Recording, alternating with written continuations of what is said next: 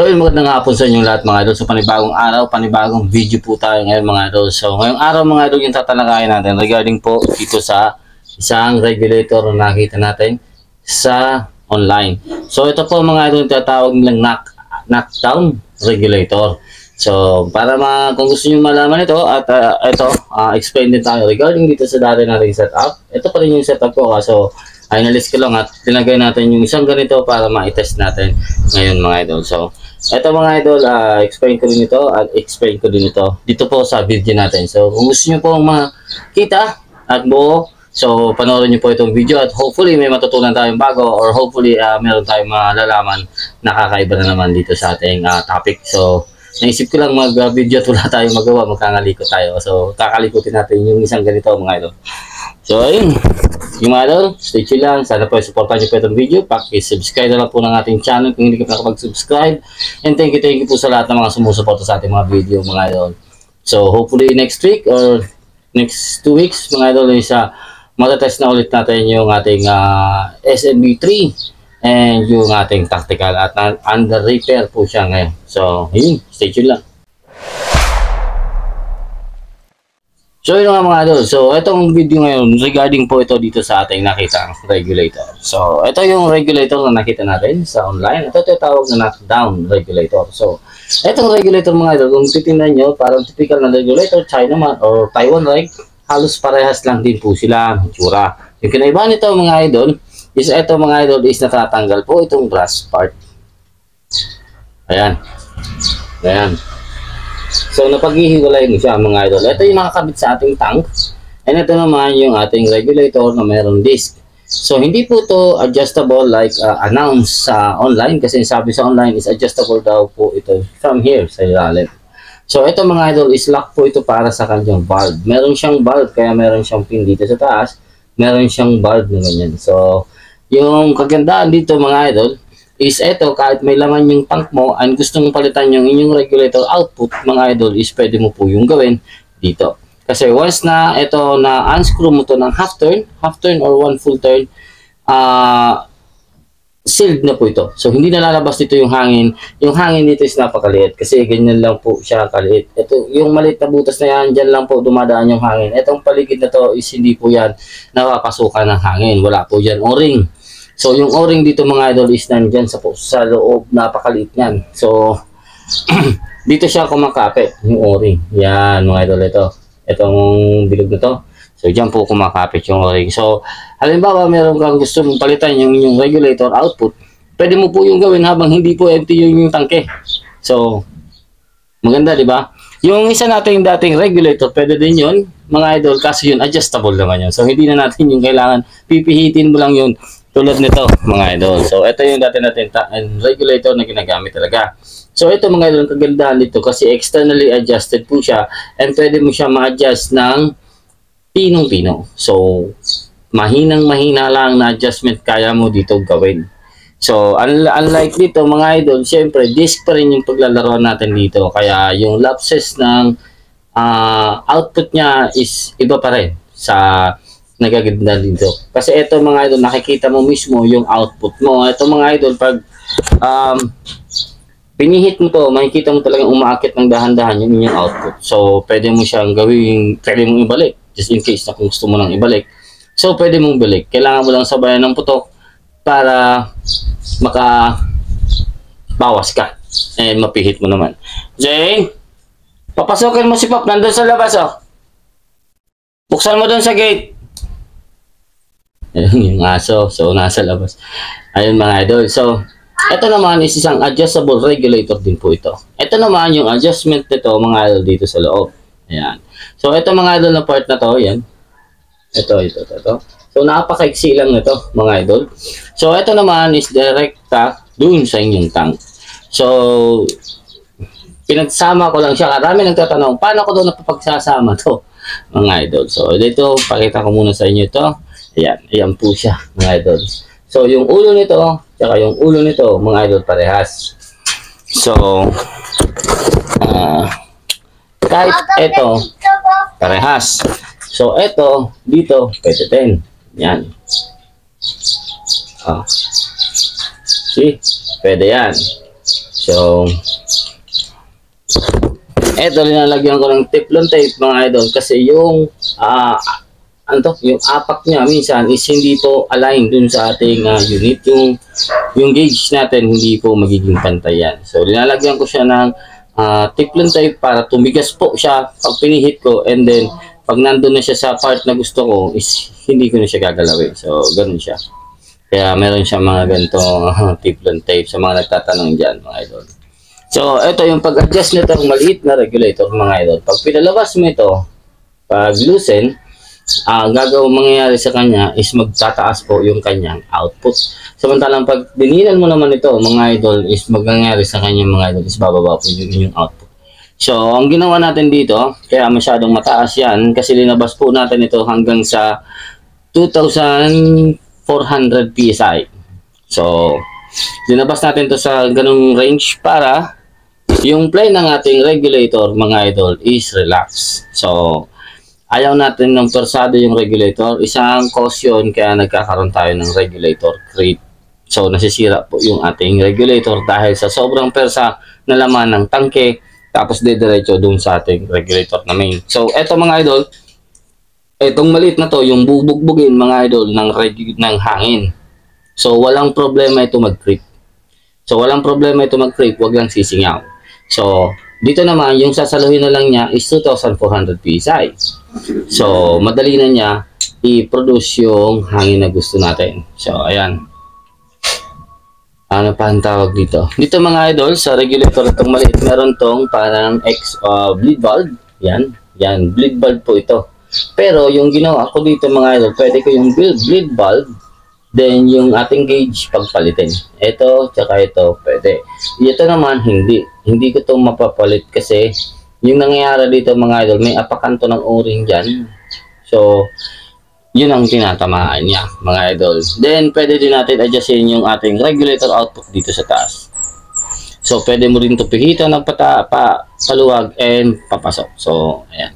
Bale, dalawa ang pwede mo sa kanya gawin. And, hindi po ito pwede tanggalin sa inyong receiver once na may laman po itong hangin. Kasi pag may laman itong hangin, diretso po yung hangin nilalabas dito.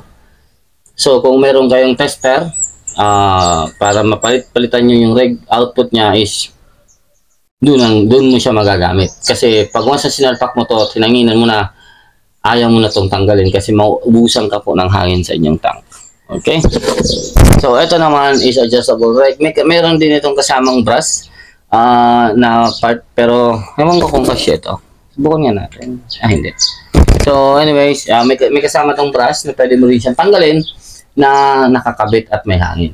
Yung nagawan ko na yun ng video mga idol, pero yun kailangan natin ng persa para matanggal yun. So, kailangan natin dun talagang persahin siya para matanggal siya. So, yun. Ito yung adjustable regulator natin external, and ito yung adjustable regulator natin na internal yung adjustment niya. So, sa loob. So, balik tayo dito and dito. So, ito mga idol, ito, nakakabit ito sa inyong tank. Pwede mo na siya maalis dito mismo sa inyong regulator. So, yung kagandahan dito is dual o-ring siya. So, tingnan din natin sa loob mga idol. So, pag halimbawa, tinanggal na natin yan, and pwede mo na siya dito kalikutin. So, tandaan mo, nang tinanggal mo is may hangin po yung inyong tank. So, nung unalis mo na yung hangin ay ng eto, so, magkakaroon pa to ng hangin mga idol. So, kailangan nyo iputok yung unit muna o alisin mo na yung hangin kasi magkakaroon to ng force. Eto, wala nang siyang pin. So, nakuha ko siya, wala talaga siyang pin. Kaya kailangan ko siyang lagyan ng isa pang gadget para magawa natin ngayon. So, ayan. Tingnan natin to. Yan. So, yan. So, kung makikita nyo mga idol, typical, same po. Yan. Kaso, dalawa yung o-ring niya dito. So, parehas lang po yung assembly niya. Ayan. So, makikita nyo. So, ito, pwede rin ilagyan ng pin kung gusto nyo. Yan. So, kung meron ka dun sa Taiwan reg or sa China reg ng pin, may spring pa, so pwede mo po siyang ilagay dito. So, kaso yung sa akin nandun sa bukid kaya hindi ko siya ma-test. So, wala din tayong unit dito ngayon na pwede natin kargahan ito. So, yan. So, ganun lang din siya. So, pwede natin paglaruan yung disk para makuha natin yung gusto nating output, mga idol. So, ngayon mga idol, makikita nyo yan dito sa video. At yung isang regulator na sa atin is kakalikutin ko ngayon. Kasi, pagdating ng ating unit, mga idol, para meron na tayong magamit. So, gusto ko siya i-test doon, mga idol. At the same time naman, gagamitan ko naman siya ng ito kasi gusto ko, mas consistent ako dito, mga idol. So, yan, bili ko lang. So, nangyayari dito, mga idol, pag pinasok nyo ito, mga idol, ito, lambot. Yan, titigas na yan, mga idol. Pag tumigas yan, ibig sabihin, yung o-ring, kumakapit na po. So, kakaplos pa yan. Ayan, ito yung part na matigas na talaga siya, pero hindi pa yan nakasara. Ibig sabihin naman yan, mga idol, yung pin mo, nakaapak na po dun sa dulo.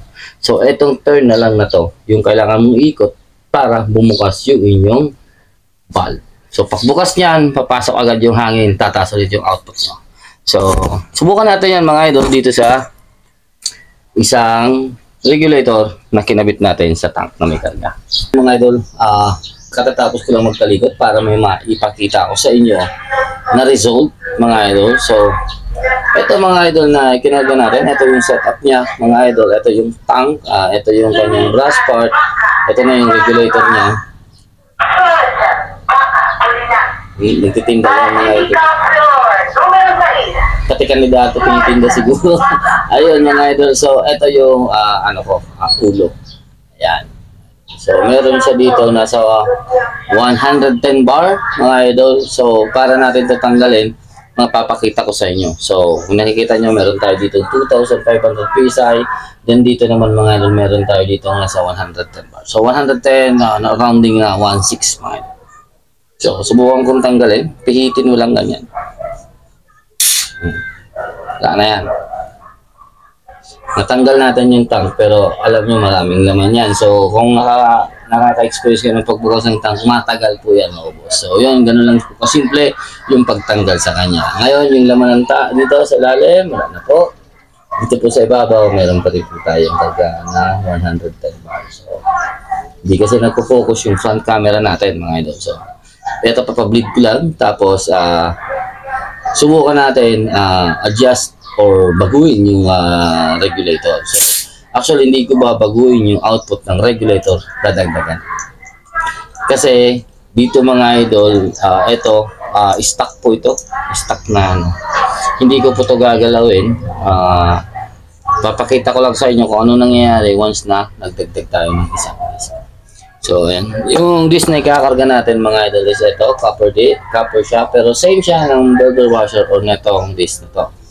So, ito mga idol, same size ito, mga idol, nung mga China reg, Taiwan reg, yung mga disk nun, mga idol, is same po ito. Kaso ito, manipis. 0.4 ito. Yung karga dito, mga idol, sa regulator is 0.6. So, ito 0.4. So, kung pwede nyo palitan ng mga 0.8 or 0.1. So, maganda kasi pag ganito yung mga klaseng regulator nyo, mga idol, na disk yung problema nyo, is kailangan meron tayong spare na mga ganitong maninipis na disk para meron tayong pang-adjust sa washer natin, sa output. Kasi may hirap po talaga mahanap yung eksaktong assembly. Tulad nito, mga idol, kahit paikot-ikutin ko to, kahit anong assembly ginawa ko, mga idol, nahirapan talaga ako para pakitin siya. So, yan, magdagan ko lang ng isa. Yan, ipak natin sa copper. Tapos, takpan natin to.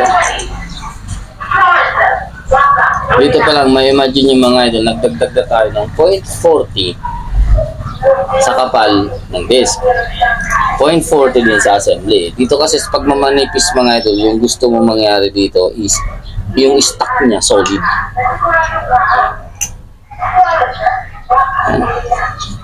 Sasab natin to. Pipitik lang yan, mga idol.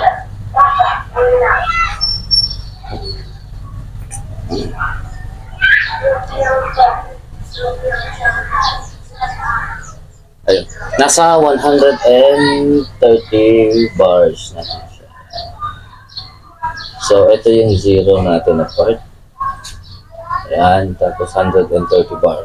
So, rounding na ito mga idol, lagpas na sa, papalo na to ng mga nasa, siguro 19 or 18 something. So, 1.4 yung ikararga na rin. Kaya, kung mas mainam, kung bibili kayo, halimbawa, mga 0.1 something, gano'n. Kung gusto niyo ng mga pang-washer, mga 0.1 lang. Para at least, pinong-pino or mas maganda yung pag-stock nyo ng disk. So, bagong kaalaman na naman siguro yan, or alam nyo na yan, mga idol. Ayan. So, ito yung stock natin na regulator disassembly na kinargahan ko lang ng isang copper. Yan. Yun, may hangin pa kasi yan mga idol. So, dito naman, ang gagawin ko is ibabalik ko dito at ililipat at titingnan natin yung stock ko mga idol na assembly. So, yung kinalikot kong assembly mga idol. Kasi, yung stock na ganitong assembly, hindi po siya naaabot ang 1/8. So, hindi niya naaabot yung 1/8. So, kinailangan kong alisan ng isa, mga idol. So, nag-alis ako ng isang disk, ito, para makuha ko yung stock ng 1/8. Ito. Yan. So, bali meron tayo dito 3.40, then meron tayo dito, ito, 6, 12, tapos 15. 12 ito nasa gitna, 3 itong nasa gilid, yung nandito sa may malapit sa O-ring. 3 piraso yan. Yung sa sunod niyan is 3. So, 3 magkakaharap. Yan. So, bali 6 yung isa, bali 12. Tapos, ito naman na copper natin is 3 pieces din. So, ito yung isang pack natin dito. Tingnan natin kung ilan na magiging output. Kasi kanina, na-test ko ito, ang kinalikot ko, yung ganitong stock is napalabas ko yung 1/8. So, pero yung kailangan ko is nasa 1/7. Lumagpas tayo. So, maybe pwede ko pa palitan yung assembly pero mamaya na. Sa after na nito. So, dito papakita ko lang sa inyo na kaya. Kaso kinailangan lang talaga natin ng shim.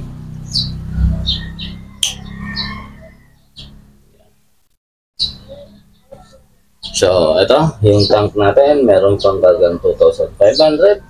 Then, ito naman yung ating reg output na pumalo na nasa 125 bar. So, 125 ito. Mga idol. Ayan, 125 bar. So, ito na 125 bars, roughly lagpas nito ng 1,800. Pero okay lang yun sa akin. Lagpas ng 1,800. So yan. Ito po yung kagandahan niya. Yung advantage nito mga idol, ano nga ba yung advantage nito? Yung advantage nito mga idol is pwede ka mag-carry ng 2 tank basta meron kang ganitong copper. So, ay nakakabit. So ito, 2 ganitong copper meron kang ganito or magpapagawa ka sa isang machinist kung kaya gayahan ito mga idol. So itong gitna na to, nailalim po yan. Ito po yung valve niya. So nailalim yan kaya nalabas yung hangin. So pag inalis mo, napilit na naman siya sa taas kaya wala naman po lumalabas na hangin. So ayan. So regarding naman dito sa regulator mga idol, meron ako sa inyong i-share na footage ni video ni Sir Vladimir, yun si Bloods Hunter. So shout out to Sir Bloods. Okay. Meron siyang putok na ganito yung regulator niya na gamit mga idol.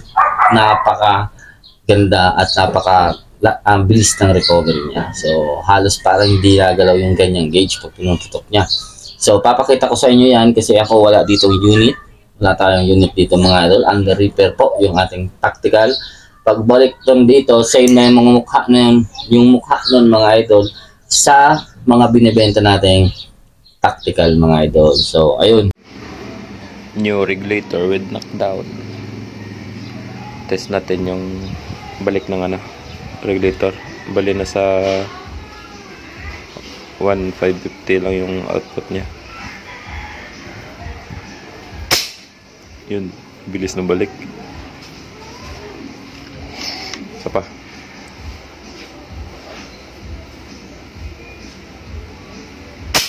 Oy, grabe solid.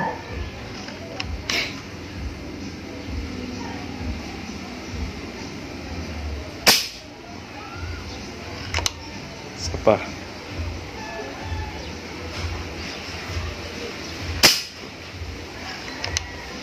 Panglima na siguro to.